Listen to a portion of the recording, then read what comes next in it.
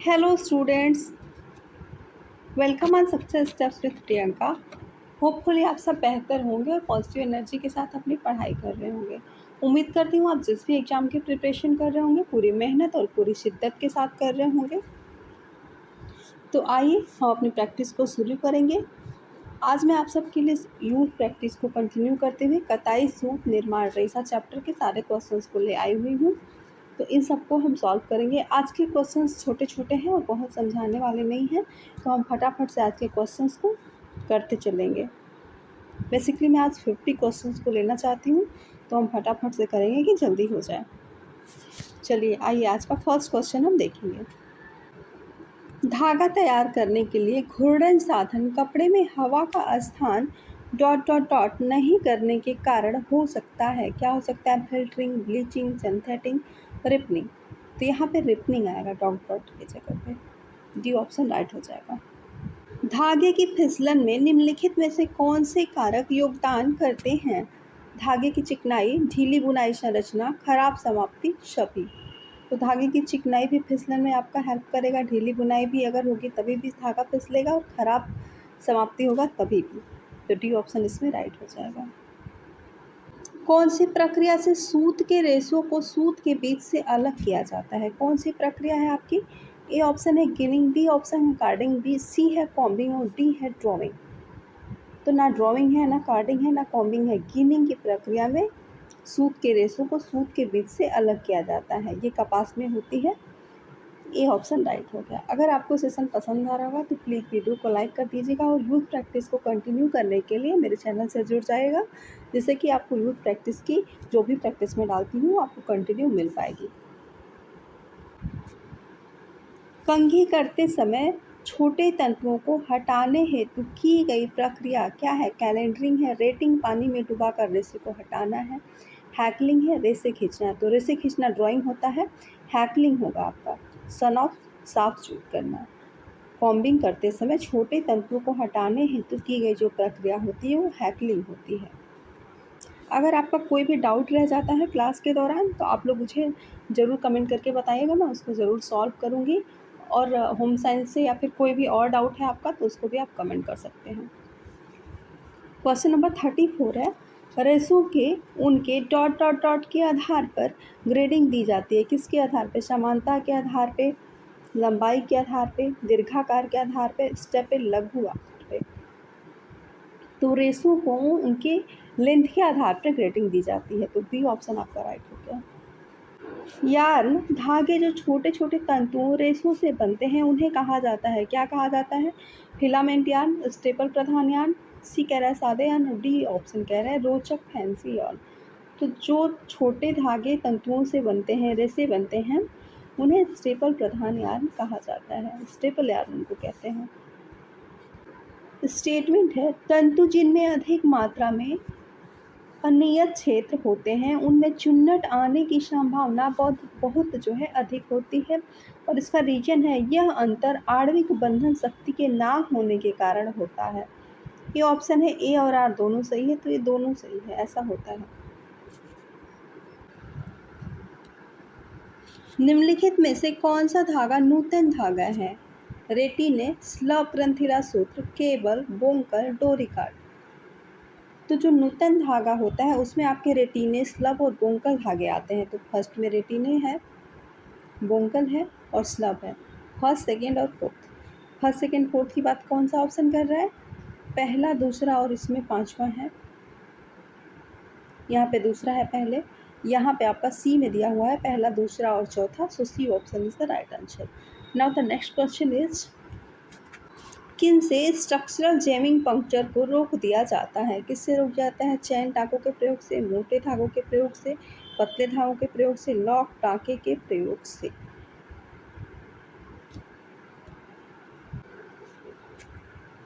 इसकी कूट दिए होंगे कहीं पे। हाँ, यहाँ पे देखिए C1 पक्का करके एक और ऑप्शन है। तो इसमें कूट में हमको मिलाना है कि स्ट्रक्चरल जैमिंग पंक्चर को रोक दिया जाता है। स्ट्रक्चरल जैमिंग पंक्चर होता है जो उसको कैसे रोका जाता है,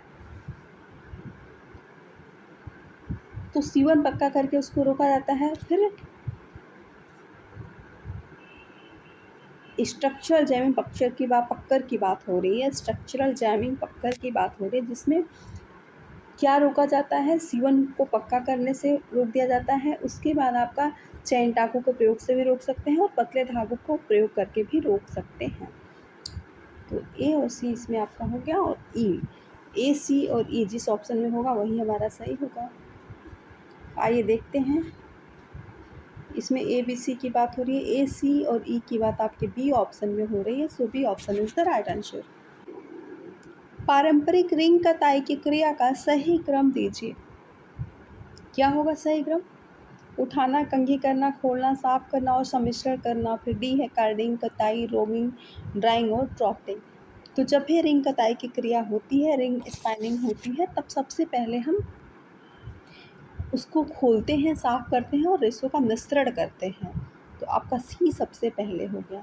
सी के बाद हम उसको कहते हैं उठाते हैं, जिसको पिकिंग बोलते हैं। तो ए हो गया। पिकिंग के बाद कार्डिंग की प्रक्रिया होती है, उसमें से धूल गंदगी साफ किया जाता है, यही तो होता है कार्डिंग में। फिर कॉम्बिंग, रेशों को समानांतर किया जाता है। यहाँ पे देखिए कंघी करना दिया हुआ है, कॉम्बिंग। फिर ड्राइंग आउट और ड्राफ्टिंग की प्रक्रिया होती है। तो आपका यहाँ पे आ गया जी। और लास्ट में आपके रोविंग होती है और सबसे लास्ट में स्पाइनिंग होती है। तो रोविंग आपका एफ में हो गया और स्पाइनिंग ई, लास्ट में ही स्पाइनिंग होगी। तो सी, ए, डी, बी, जी, एफ और ई जिस ऑप्शन में होगा वो ऑप्शन हमारा राइट हो जाएगा। तो सबसे पहले सी और ए हमें देखना है। देखिए यहाँ पे बी की बात हो रही है, यहाँ पे जी की बात हो रही है, सी और डी में सी की बात हो रही है। सी के बाद हमारा ए ऑप्शन आया हुआ है, उठाना, पिकिंग। तो यहाँ पे सी ऑप्शन में ए आया हुआ है, बाकी सारे ऑप्शन सेम है। सी, ए, डी, बी, जी, एफ और ई हमारा आया हुआ है, और सी ऑप्शन में यही सारे ऑप्शन है। So C option is the right answer. निम्नलिखित टाकों की श्रेणियों में कौन सी श्रेणी लॉक टाका दर्शाती है? कौन सी श्रेणी आपको लॉक स्टिच दर्शाती है? कौन सी है? 100, 200, 300, 400। तो 400 की जो श्रेणी 300 की जो श्रेणी होती है वो आपकी लॉक स्टिच को दर्शाती है, और ये एक साधारण यांत्रिक टाँका का उदाहरण है जो सिर्फ और सिर्फ सिलाई मशीन के द्वारा ही किया जाता है। महिला एवं पुरुष परिधानों में बेस्टिंग संचालन के लिए परिधान उद्योग में आमतौर पर निम्नलिखित में से कौन से टाकों का वर्ग प्रयोग में लाया जाता है? कौन से टाकों का वर्ग प्रयोग में लाया जाता है? ए वर्ग 100, बी कह रहा है वर्ग 200, सी ऑप्शन है वर्ग 400 और डी ऑप्शन है अब आपका वर्ग 500। तो इसमें ए वर्ग 100 आता है। महिला, अच्छा ये तो रिपीटेड है, ये है टेक्सचर्ड फिलामेंट यार्न बनाने की निम्नलिखित में से किस विधि में थर्मोप्लास्टिसिटी के गुण की आवश्यकता नहीं पड़ती है? किस विधि में थर्मोप्लास्टिसिटी के गुण की आवश्यकता नहीं पड़ती है? आपके एयर जेट में। एक्रिलिक रेशा बनाने का सही क्रम दीजिए। एक्रिलिक रेशा बनाते हैं तो सबसे पहले क्या होता है? घोलना होता है, छानना होता है, पौलीकरण होता है, सुखाना होता है, काटना होता है। तो जब भी एक्रिलिक फाइबर हम बनाते हैं तो सबसे पहले उसमें बहुलीकरण की प्रक्रिया होती है, फिर हम उसको घोलते हैं। तो सबसे पहले आपका थर्ड ऑप्शन आएगा, फिर 1 आएगा। घोलने के बाद छानने की प्रक्रिया होगी, और छानने के बाद हम क्या करेंगे? ऑब्वियसली उसको सुखाएंगे, ड्राइंग की प्रक्रिया होगी, और लास्ट में स्पाइनिंग होगी। यहाँ पे देखिए 5th नंबर में दिया हुआ है। तो तीसरा, पहला, दूसरा, चौथा और 5वां। आइए हम ऑप्शंस को चेक करते हैं। तीसरा, पहला, दूसरा, 5वां, ये तो नहीं होगा क्योंकि लास्ट में चौथा दिया हुआ है और हम लोग का लास्ट में 5वां आया है। तो देख लेते हैं, लास्ट में 5वां, यहाँ पे भी चौथा है, यहाँ पे पहला है, इसमें बस 5वां है। तो हमारा डी ऑप्शन राइट हो जाएगा। वह धागे जो रेशों की संपूर्ण लंबाई में फैल जाते हैं धागे कहलाते हैं कौन से? Feeling, wrap, knop, clap. तो वो रैप धागे कहलाते हैं, और इस विधि में जो है रैप में दोनों तरफ से वस्त्र निर्माण में जब होता है तो दोनों तरफ से धागे लगाते हैं, इसी को रैप कहा जाता है। धागों का झुंड लंबाई में 840 या डॉट डॉट डॉट के बराबर रूप में जाना जाता है। किस रूप में जाना जाता है? तो धागों का झुंड लंबाई में 804 यार्ड्स के रूप में जाना जाता है। यहाँ पे हैंक आएगा। सूत से बुना प्लेन रेशा है। कौन सा रेशा है? Chiffon, crepe, calico, georgette. तो कैलिको है आपका। डॉट डॉट डॉट चरण में सूत कताई के लिए तैयार हो जाता है। किस चरण में? कार्डिंग में, बॉलिंग में, स्लीवरिंग में, कॉम्बिंग में। तो स्लीवरिंग में आपका जो है सूत कताई के लिए तैयार हो जाता है। इंटरलॉकिंग धागों के तानों बानों में अपनाए गए प्रणाली या डिजाइन के अनुसार डॉट डॉट डॉट का नाम आता है। धागे, रेशे, वस्त्र, बुनाई। क्या आएगा यहाँ पर? डी ऑप्शन आएगा, बुनाई। निम्नलिखित में से कौन तागा का नंबर देने की प्रत्यक्ष प्रणाली नहीं है? कौन सी नहीं है? तो इसमें से कॉटन काउंट आपकी तागा का नंबर देने की प्रत्यक्ष प्रणाली नहीं है, क्योंकि डेनियल मेट्रिक काउंट तागा का नंबर देने की प्रत्यक्ष प्रणाली है।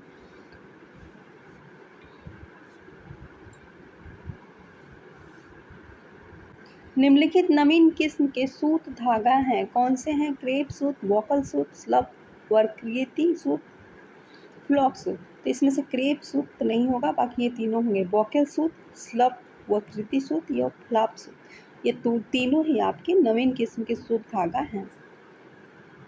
तो दूसरा, तीसरा और चौथा जिस ऑप्शन में होगा वो सही हो जाएगा। यहाँ इसमें पहले की बात हो रही है, इसमें पहले की, इसमें पहले की। डी ऑप्शन में आपका दूसरा, तीसरा और चौथे की बात हो रही है।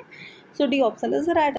स्टेटमेंट है, ऐसे वस्त्र जिनके तंतुओं में रंग चढ़ाने की बंधुता भिन्न है, उन्हें एक ठोस रंग से एकल रंग के भिन्न टब में रंगना संभव है। और इसका रीजन है, ऐसे रंग जिनमें विभिन्न प्रकार के तंतुओं के लिए बंधुता हो, उन्हें एक ठोस रंग बनाने के लिए प्रयुक्त किया जाता है। तो ये दोनों ही बातें सही हैं। ए सही है लेकिन आर गलत है। बी ऑप्शन है, बी गलत है लेकिन आर सही है। सी ऑप्शन आपका दोनों राइट की बात कर रहा है। So C option is the right answer. क्योंकि ऐसे वस्त्र जिनके तंतुओं में रंग चढ़ाने की बंधुता भिन्न होती है, उन्हें एकल रंग एक ठोस रंग के भिन्न टब में रंगना संभव है।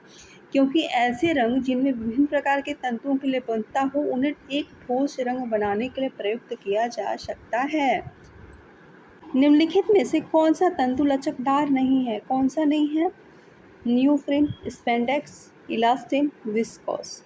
तो इसमें से विस्कोस आपका लचकदार तंतु नहीं है। बाकी इलास्टिन अपने इलास्टिसिटी के लिए जाना ही जाता है। स्पेंडेक्स भी अपने लचकदार होने के लिए जाना जाता है, क्योंकि इसी से खिलाड़ियों के वस्त्र वगैरह बनाए जाते हैं, तो ये मुड़ने में आसानी होता है इसमें।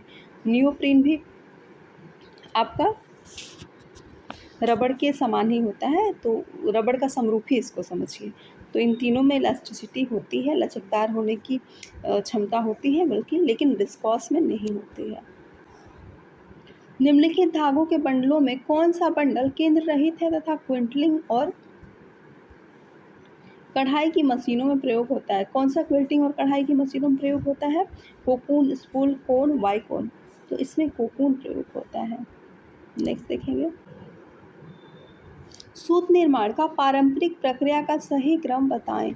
Opening, carding, spinning, ginning, hand picking, weaving. तो सूत निर्माण का जो पारंपरिक प्रक्रिया था, परंपरागत जो प्रोसेस है, उसका क्रम था hand picking, ginning, opening and carding, spinning और लास्ट में वीविंग था।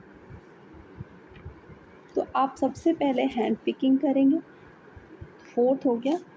फिर उसके बाद हम गिनिंग की प्रक्रिया करेंगे, थर्ड नंबर पे दिया है। उसके बाद ओपनिंग एंड कार्डिंग होगी, जो आपके फर्स्ट नंबर पे दिया है। फिर स्पाइनिंग होगी और लास्ट में वीविंग होगी। तो second and last is fifth. तो अब हम देखते हैं, सबसे पहले चौथा और तीसरे को हम मैच करेंगे। तो यहाँ पे देखिए पहले की बात हो रही है, यहाँ पे दूसरे की, यहाँ पे तीसरे की। तो चौथे और तीसरे, पहले, दूसरे और पांचवें की बात आपके सी ऑप्शन में हो रही है। So C option is the right. बनावटी टेक्सटाइल रेसे होते हैं, कैसे होते हैं? अधिक टिकाऊ और सूखने की शक्ति वाले, कम विषैले और पारिस्थितिक मित्र, अधिक टिकाऊ और चिकना। डी कह रहा है कम चिकना और कमजोर। बनावटी टेक्सटाइल के रेसे आपके अधिक टिकाऊ और चिकने होते हैं, और इनसे हम जैसा चाहें वैसा फैब्रिक बना सकते हैं। सूत काटने की प्रणाली के चरणों को सही क्रम में व्यवस्थित करें। Drawing, carding, combing, roving. यहाँ पे रोविंग होगा। तो सूत काटने की जो प्रणाली है, स्पाइनिंग की प्रक्रिया है, उसमें क्या होता है सबसे पहले उसमें कार्डिंग होती है। यहाँ पे देखिए सेकंड हो गया सबसे पहले। कार्डिंग के बाद हम ड्राइंग करेंगे फर्स्ट, ड्राइंग के बाद कॉम्बिंग और लास्ट में रोविंग। तो थर्ड और last is fourth. Second, first, third और फोर्थ। ये ऑप्शन पहले ही फर्स्ट की बात हो रही है, हमारा सेकंड है। यहाँ पे देखिए सेकंड, फर्स्ट, थर्ड और फोर्थ यहाँ दिया हुआ है और हम लोग का भी यही ऑप्शन बना है। So B is right. कपड़े की सेल्डवेट किनारा वस्त्र की चौड़ाई के साथ समरेखा में चलना चाहिए। बी कह रहा है वस्त्र की लंबाई के साथ समरेखा में चलना चाहिए। सी ऑप्शन कह रहा है वस्त्र की डिजाइन अनुसार लाइन में होना चाहिए। और डी ऑप्शन कह रहा है इनमें से कोई भी सही नहीं है। तो कपड़े की सेल्वेट किनारा वस्त्र की चौड़ाई के साथ समरेखा में चलना चाहिए। चौड़ाई के साथ नहीं, लंबाई के साथ चलते हैं। कपड़े की सेल्वेट किनारा वस्त्र की लंबाई के साथ समरेखा में चलना चाहिए। Sorry, B option is right होगा इसमें। तो आज मैं इतने क्वेश्चंस करा रही हूँ, बाकी हम कल देखेंगे। इसके मुझे लग रहा है 10 या 15 क्वेश्चंस बच गए हैं, तो उसको मैं कल करा दूँगी। Thank you, bye bye, take care.